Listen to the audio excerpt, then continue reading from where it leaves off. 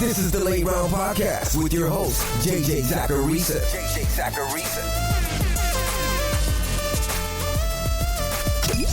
What's up, everyone? It's JJ Zacharisa, and this episode 934 of the Late Round Fantasy Football Podcast, sponsored by Underdog.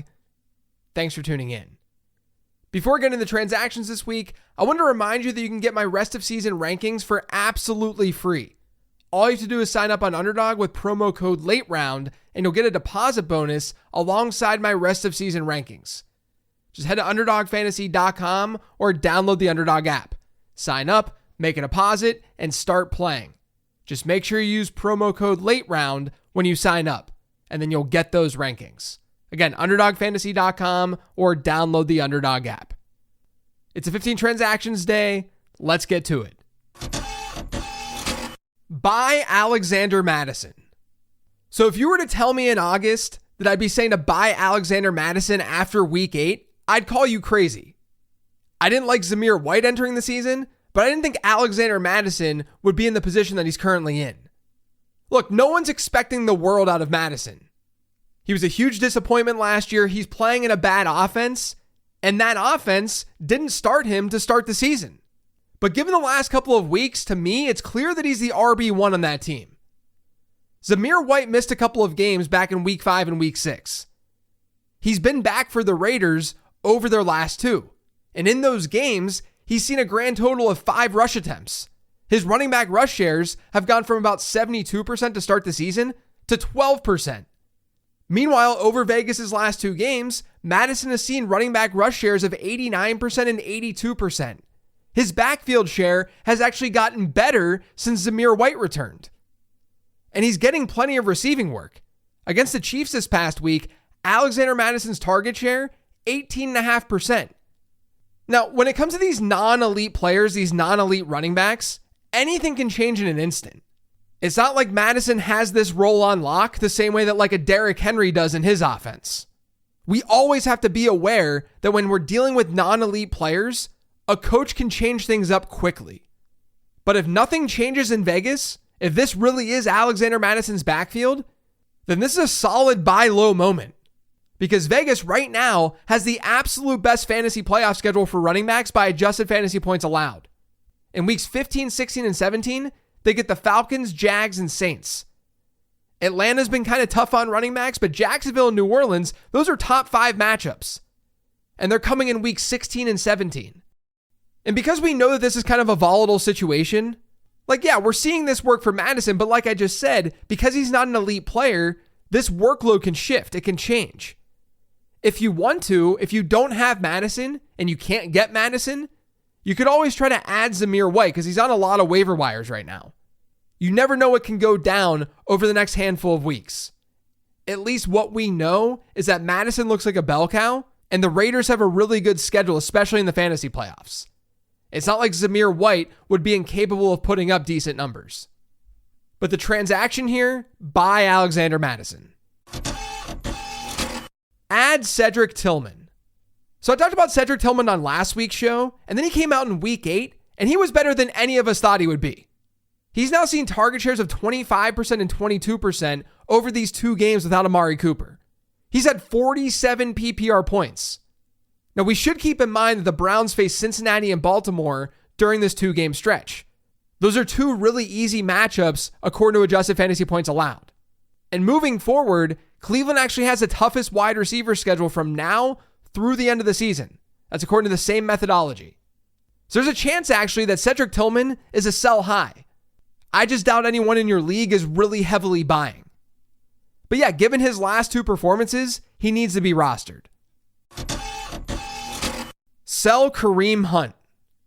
So when you're trading players away, sometimes you just got to eat a couple of weeks. Sometimes the short-term production, you're just not going to get it. And that might be the case for Kareem Hunt. Teams desperately needing a win right now in your league, they might be more inclined to get Kareem Hunt in a trade or to want Kareem Hunt. Because since he joined Kansas City, he's largely operated as their workhorse. He's averaged over 18 PPR points per game over their last 3. But as most of us know, Isaiah Pacheco will likely be back this season.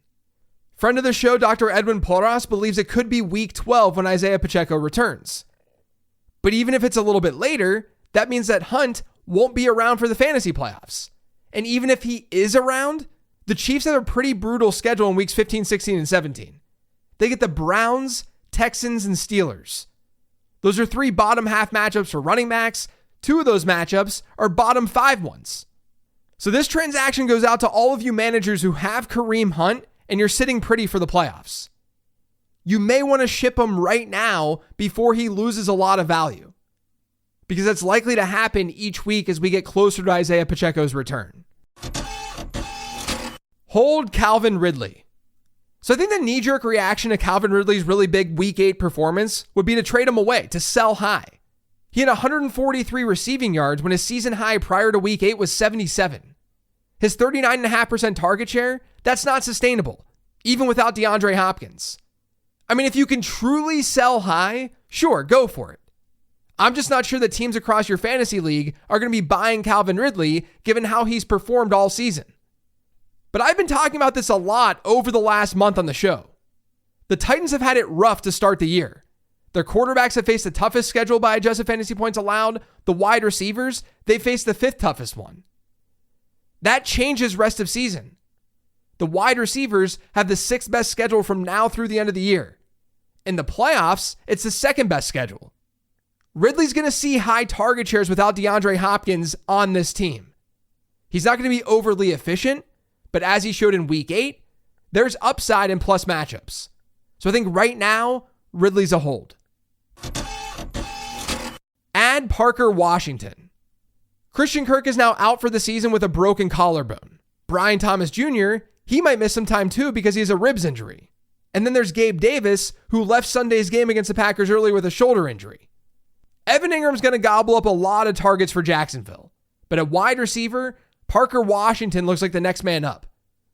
Because of all these injuries, he ended up running the most wide receiver routes for Jacksonville in Week 8. And the majority of his routes came on the perimeter. He was an outside wide receiver. That's kind of noteworthy because during his rookie season last year, PFF had him at a 75% slot rate. That tells me that as long as Brian Thomas Jr. and Gabe Davis are out, just one of those players, Parker Washington would be an every down player. So he needs to be on your radar. Buy Rome Odunze. Now look, there's a very real chance that we don't see a lot of production from Rome Odunze through the end of the year. We knew that risk existed back in July and August. He was playing alongside 2 very good wide receivers in DJ Moore and Keenan Allen in an offense that's led by a rookie quarterback. And so far, things have not looked good for Odunze.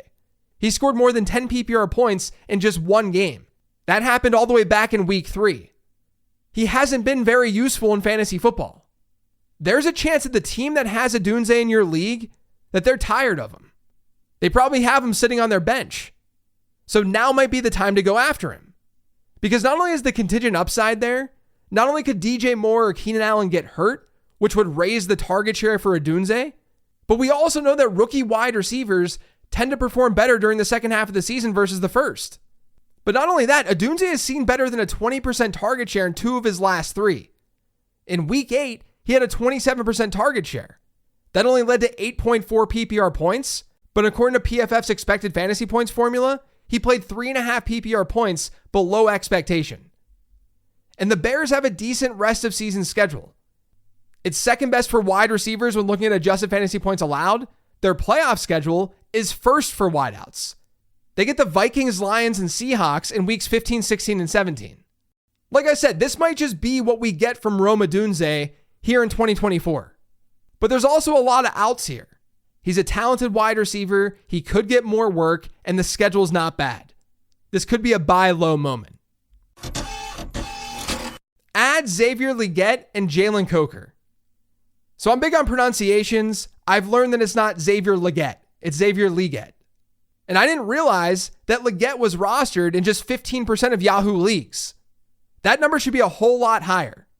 In Week 8, without Deontay Johnson, Legette saw 20.6% target share. He scored 13.4 PPR points.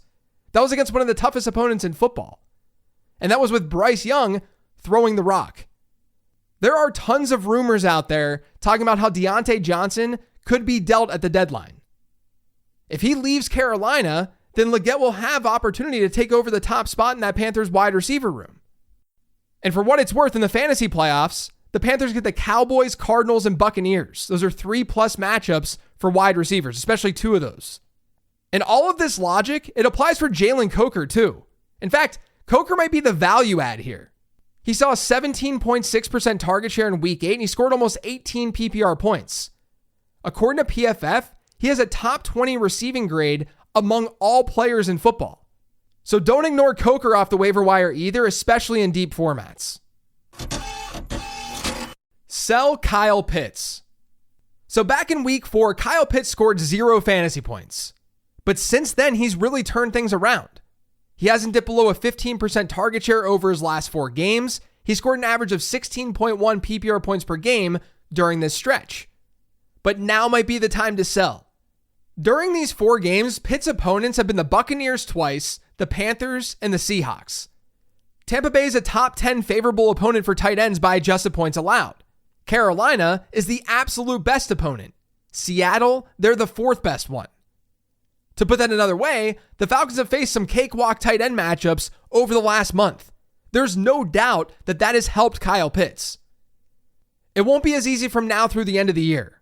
Atlanta's wide receiver schedule, that looks good. Their tight end schedule, not as much. And it's a bottom 5 one in the league during the fantasy playoffs. If Pitts were consistently seeing like 25% target shares, that'd be one thing. He wouldn't be a sell at all. But he's been well below the 20% mark in most of his games played this year. He's still going to be relevant, but this could still be a sell high moment.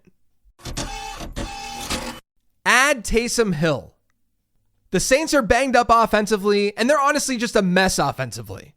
That could really open up a larger role for Tamm Hill. He returned to action in week 8. He played 40% of New Orleans' offensive snaps. That's a number that has a lot of room for growth. But on those snaps, he ran a route on 38% of the Saints' dropbacks. He was targeted on 21% of those routes. That resulted in a solid 11% target share. For Tamm Hill, that's pretty solid because we know that he's going to be efficient. And obviously New Orleans used him on the ground too. Kendre Miller hurt his hamstring in week 8. There's even more opportunity now on the ground for Tamm Hill. He can be used in every facet of this Saints offense. Because across the board, whether you're looking at the tight end position, the wide receiver 2 position, or a backup running back position, there's weakness. There's a spot for Tamm Hill to fill. So I think with Derek Carr hopefully coming back this week, Tamm Hill's a nice add off the waiver wire. Buy Dak Prescott. Yes, this is a repeat transaction from a couple of weeks ago, and no, I'm not just doubling down on a bad take. Now, since the last time I talked about Dak Prescott, he had a bye week, and then he played 1 game. And in that game against the 49ers, he scored 13.6 points. That's not great. That's not going to cut it. But I think this schedule is good enough to still be optimistic, or at least relatively optimistic. Like right now, you can buy Dak Prescott for an even lower price than you could before. Because look at what he did in week 8. And I think there are plenty of things wrong with this offense. This is not a transaction in me saying that the Cowboys are going to be a top 5 offense rest of season. But look at the things that we like for fantasy. They're a top 10 team in pass rate over expected. He's got the lowest touchdown rate of his career, which is a regression alert. And 2/3 of Dallas's opponents through the end of the fantasy season, they're favorable opponents. According to my numbers, the Cowboys have the 8th best rest of season schedule for quarterbacks, and they have the absolute best schedule in the fantasy playoffs. Now, this doesn't mean that you should just get rid of your starting quarterback and ride Dak Prescott. It's more so that I think he could work really well in a platoon. And if he shows up over the next few weeks, you're going to feel a lot more confident using him against the Panthers and Buccaneers during the first 2 weeks of the fantasy playoffs. I'm not trying to frame this as a must target. It was never that way. I just expect Dak Prescott to play better in fantasy football moving forward. Add Blake Corum. So I think we kind of know now that Blake Corum is the handcuff in LA. He's seen running back rush shares of 19%, 13%, and 15% over his last 3 games. Now, standalone, those aren't good numbers for a fantasy asset. You can't throw him in your flex. But he is getting sprinkled into this offense a little bit more, at least versus what was going on earlier this season. So if Kyren Williams were to go down, we would have more confidence that Blake Corum would see a decent workload.